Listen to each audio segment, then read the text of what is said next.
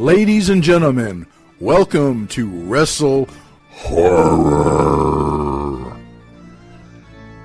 Greetings, viewers and listeners. Meat Hook Jim here, along with my co-host, Donnie Hoover. It's just the two of us today. Donnie, how's it going? Oh, I'm doing pretty good.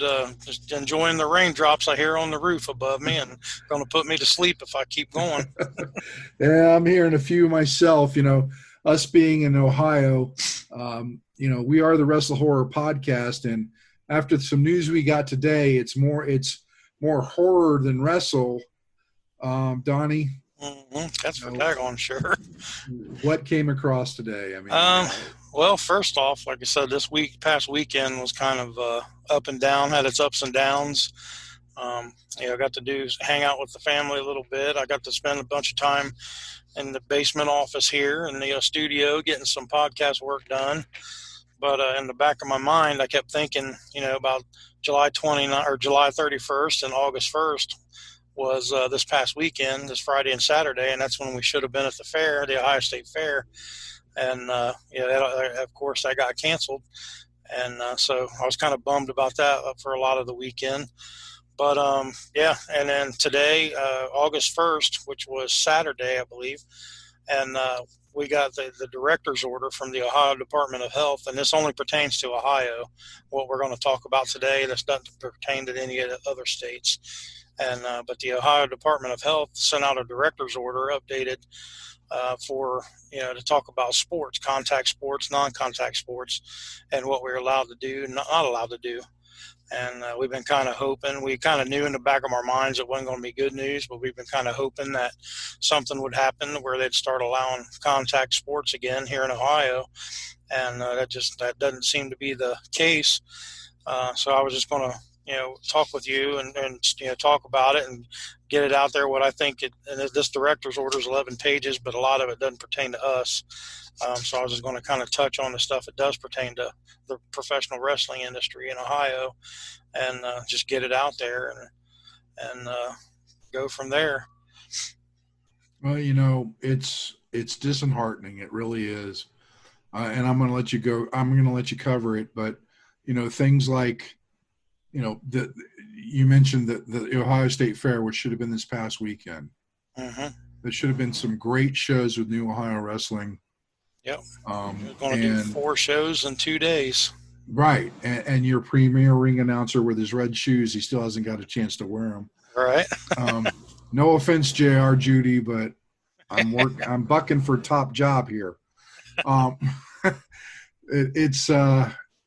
It's hard, I mean, and again, you said this pertains specifically to Ohio because I know wrestling is going on in other states, but not in our state.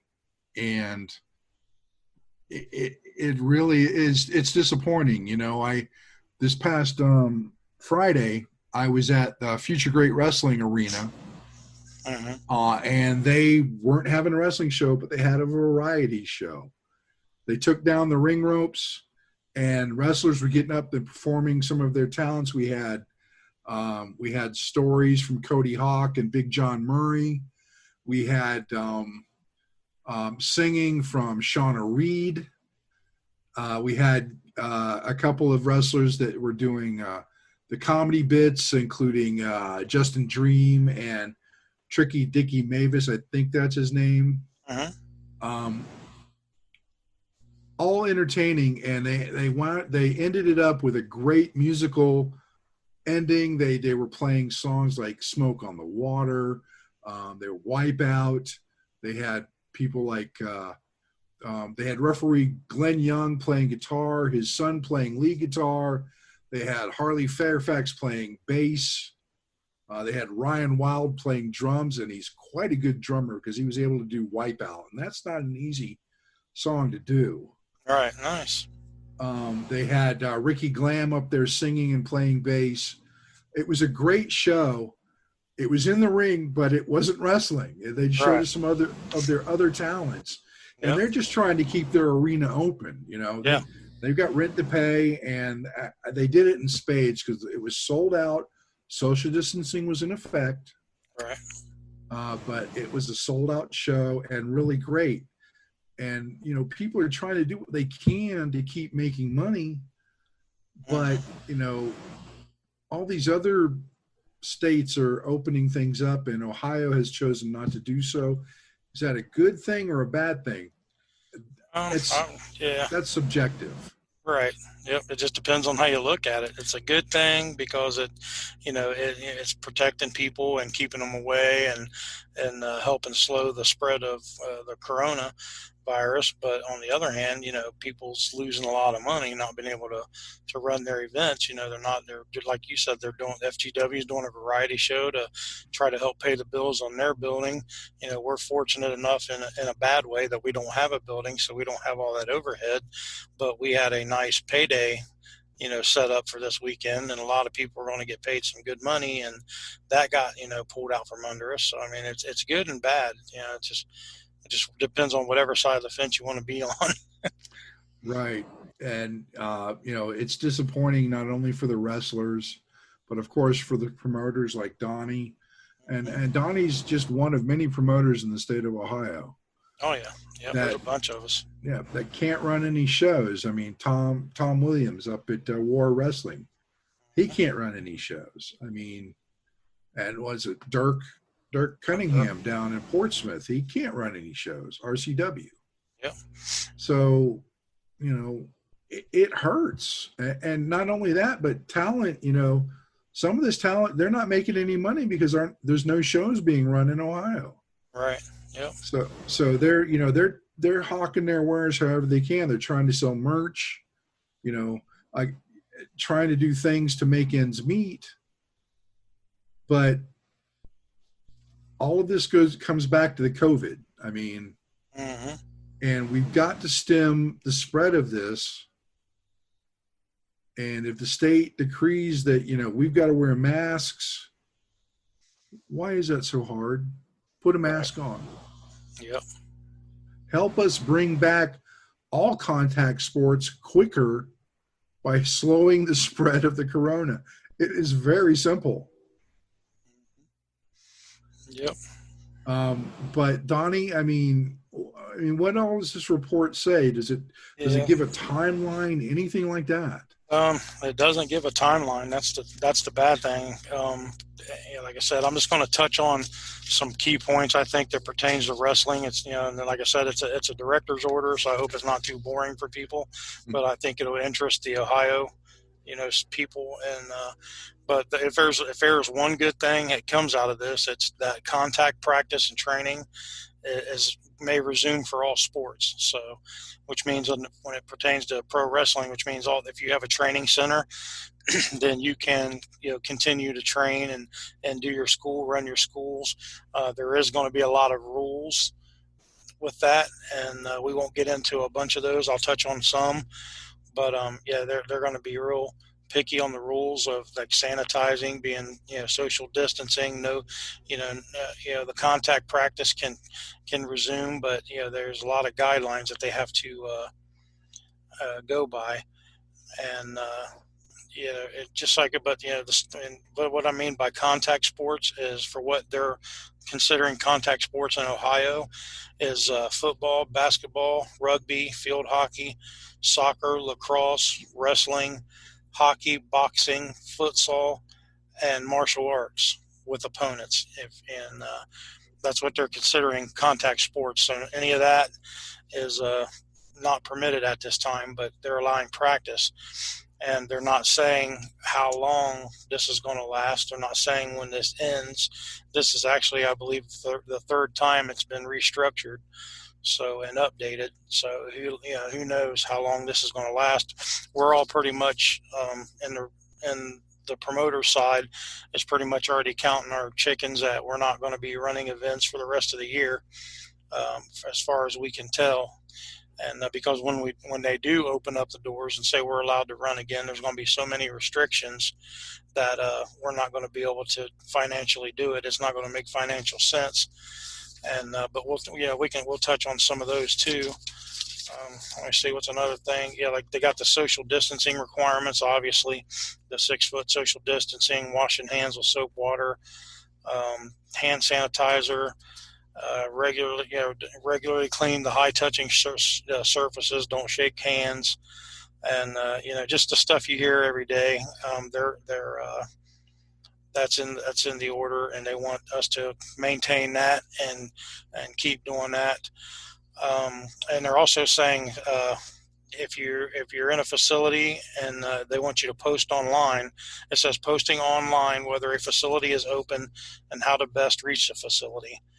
So I mean, they want people to keep everybody updated on what's open, what's not.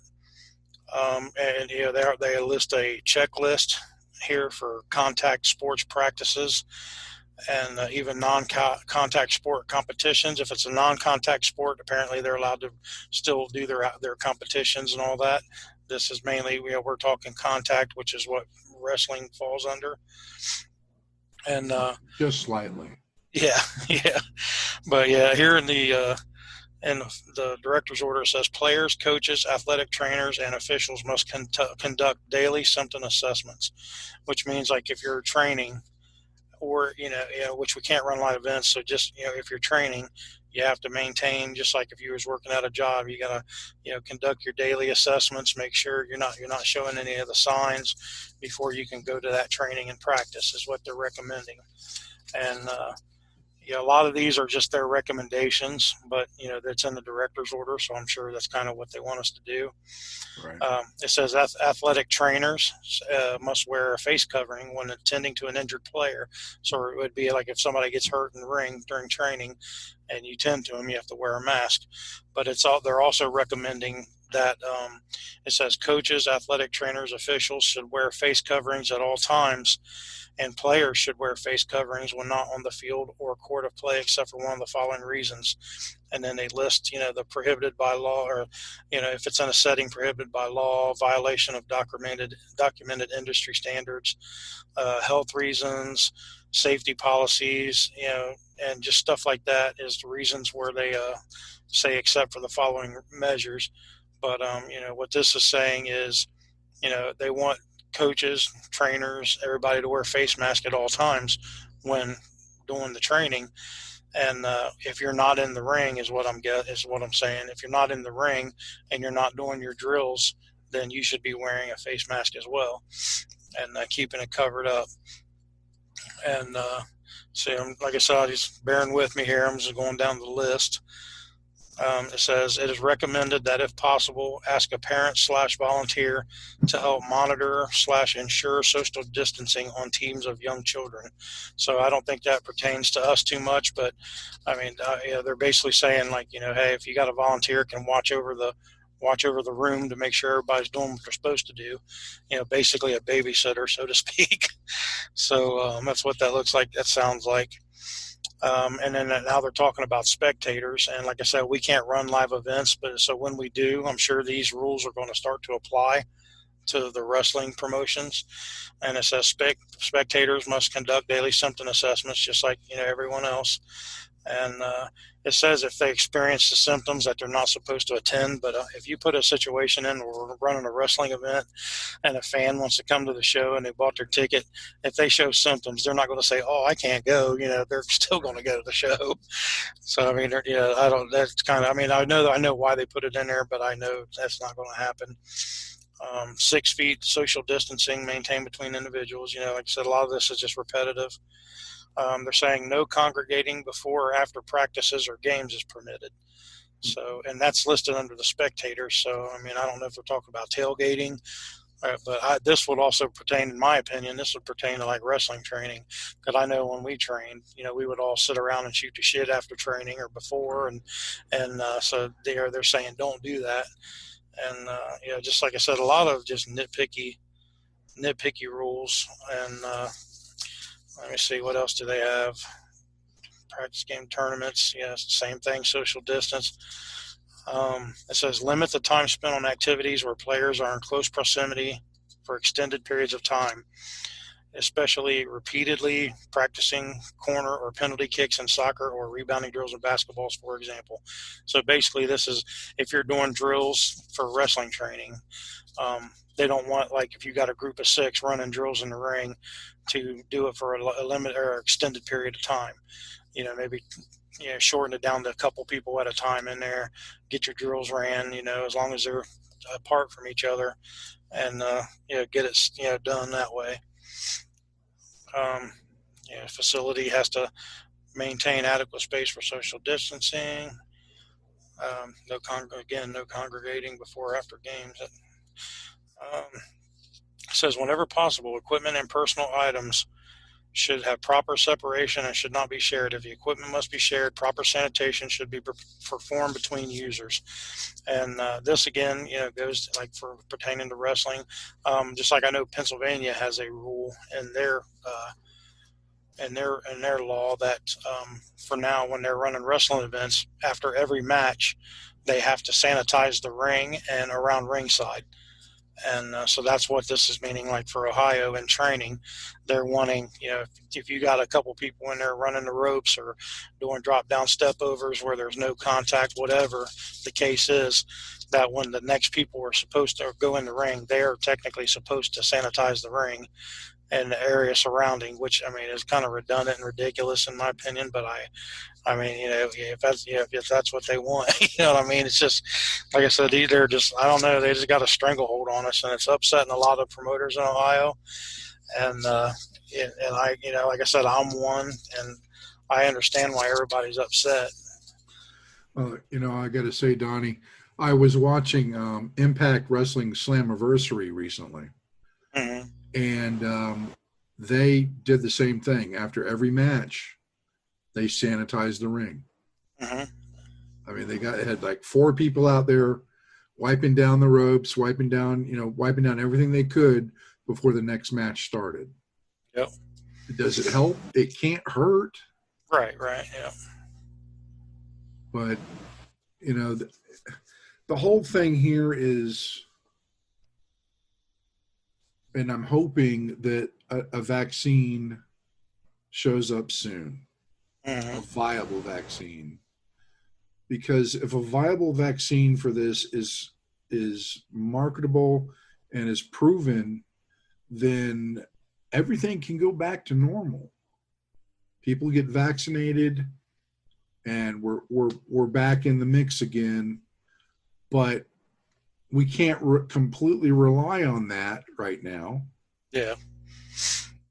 We've got to keep doing what needs to be done to keep the spread from happening. And contact sports, I mean, I hate to side with the state, but as much as I hate it, Mm-hmm. they're just trying to take care of us.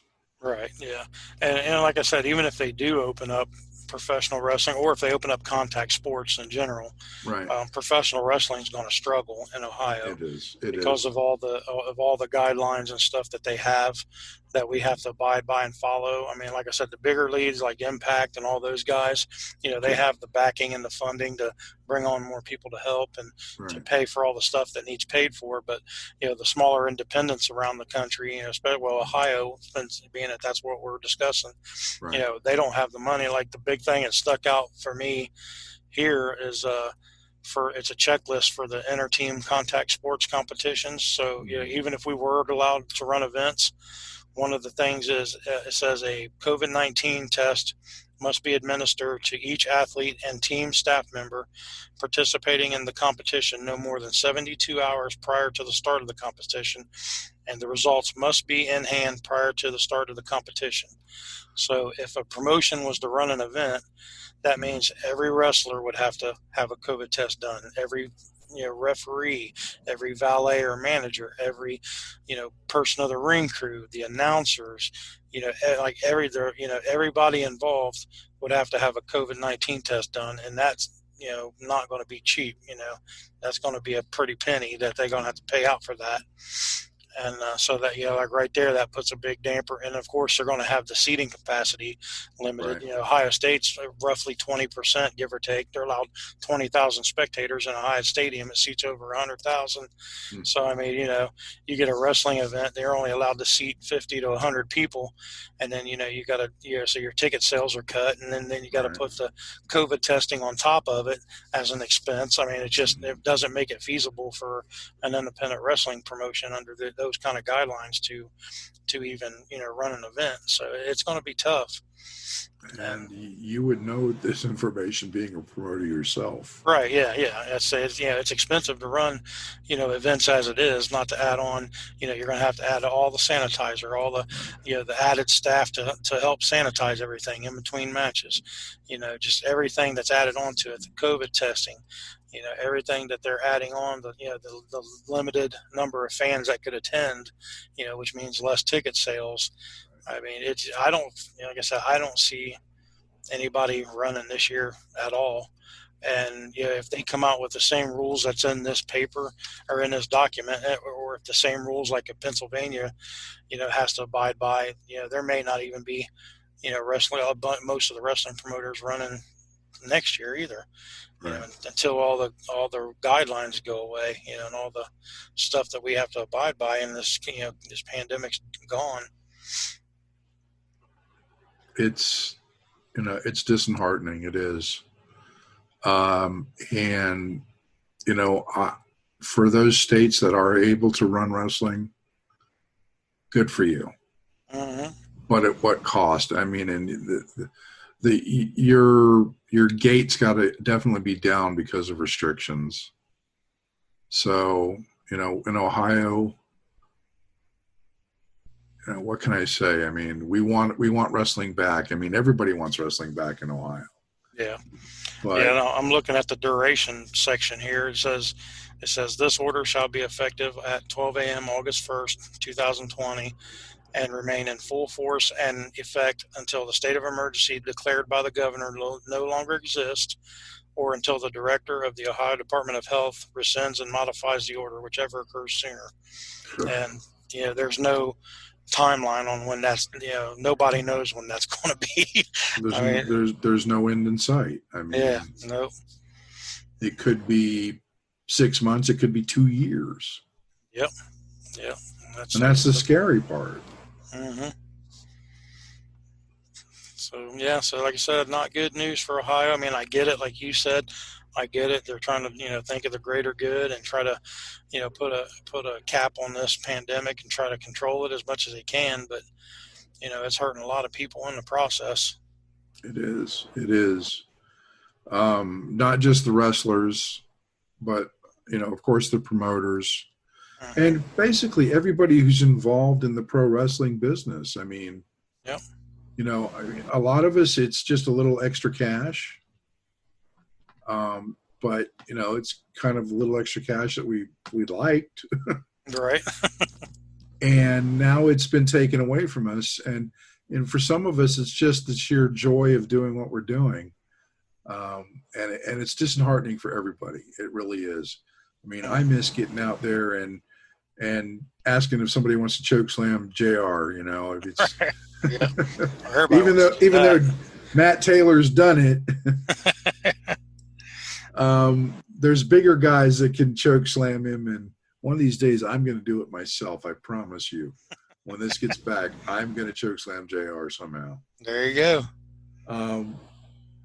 But in the meantime, if we just try to toe the line, quit fighting the government, and try to stem the spread, that's going to be the biggest boon to this industry, is trying to help slow things down. Mm-hmm. So that things get back to normal. Right. And Donnie's pretty much laid it all on the line there. I mean, like I said, him being a promoter, mm-hmm. Promoters all over the state are feeling the same way. It's like, we feel powerless. There's nothing we can do. There's talent out there that's not working. There's shows that are not being put on. And people love to watch pro wrestling. I mean, yep. It's entertainment. I've loved watching pro wrestling since I was a kid. Yep. Yeah, it's a shame. Like I said, I get it, but it's a shame. It's kind of a Debbie Downer situation, but what can you do? And it is. And unfortunately, a lot of these indie promoters don't have the backing like WWE, right. Impact, AEW. Mm-hmm. The big names, ROH is another one. These guys have backing to where they can run shows. Is it weird for the wrestlers without any audience? Absolutely. And it's really strange because you can hear everything going on in the ring without an audience there. Yep. But they're doing their best to entertain us. Yep, I give them credit for that for sure. But you know what? I love just to sit down and watch an indie show because I mean, you can sit right there. And I've been to WWE shows. I went to it was back when it was a WWF, and I still lived in Florida. And I was up in the nosebleed seats because that's all I could afford. You know? I see a little dot of a ring, you know. It's like a WCW show the same way. All I can see, I have to use binoculars to see what's going on. You know, the closest I've come is an Impact show, and I was like 5 rows from the front, which was cool because I could see. Right. Yep. But sitting up front in the first couple of rows at an indie show, nothing beats that, man. You get to see all the action, what's going on. Yep. Get in on the interaction part of it. You know, sometimes you get hit by sweat. I mean, there was at an FGW show, we usually get ringside seats, and they had I don't remember the match, but there was a lot of blood involved.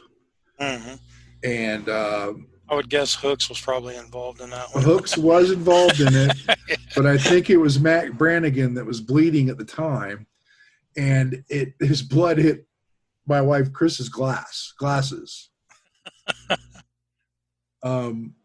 You know, it was kind of unnerving, but right. at the same time, you know, it was right there in your face, you know, and that's what a lot of true wrestling fans miss, is that in your face thing. I mean, watching it on TV is great. I grew up watching it on TV, and you know, the nice thing about TV is you don't have a bad seat. Yep. But seeing it live is something completely different. You don't hear the commentary, first of all, which kind of unnerved me the first time I went to a live event, because I'm used to hearing Tony Schiavone or whoever call the action, and it's like there's nobody in my ear calling the action. I'm just watching this. All right. But I miss that, and I don't know, a lot of people miss that, and all we can do is just keep moving forward and hope this ends sooner rather than later, so we can get back to what we love. Yep, absolutely. And like I said, I didn't want to harp on it too much. I just wanted to go through the list kind of quick, and I hope it wasn't boring for everybody. I'm sure it was. This legal mumbo jumbo stuff, you know, kind of boring sometimes, but you know, we gotta abide by it, unfortunately. Yeah, but you know, in the meantime, we're trying to line up some more guests on both the horror and wrestling side, and I just pretty much confirmed another indie wrestler for an upcoming show, so that's exciting. Waiting to hear from a couple more, and you know, hopefully we can get this get some wrestlers on here again, and we can talk about the good times. And we got a lot of good stuff planned. You know, we got the wrestlers coming on, and we got Mike Newsom's coming back on. We're going to talk about home haunts with him, because he had a successful home haunt there for a while. Yeah. So, you know, keep doing what you're doing, everybody, and just try to help us slow down this COVID, so we can get back to wrestling and all aspects of it, and all the fun and the entertainment. Donnie, sure. Any last comments? No, I just want to thank everybody for, you know, checking us out, listening to us, stay with us, and you know, if you can, you know, give us a rating on iTunes or whatever platform you're on, and you know, give us a good, you know, recommendation, or even if it's a bad recommendation, we appreciate that too, so we can learn from it. Right. And we appreciate everybody hanging in there with us while we're doing this rebranding and restructuring of everything. Absolutely. Thanks everybody for that. Exciting things coming up for not only New Ohio Wrestling, but Wrestle Horror in the future. Just keep following us, liking us. You know, the emails, we've shot out the emails before. Shoot us an email with any, you know, criticisms, compliments. We love compliments, but we'll take criticisms. It's wrestlehorror@gmail.com. Yep. or you can email me, meathookjim@gmail.com. And Donnie, just DonnieHoover@gmail.com. Easy. There you go. You've got all the email addresses you need. If you don't want to put it out publicly, shoot it to us privately.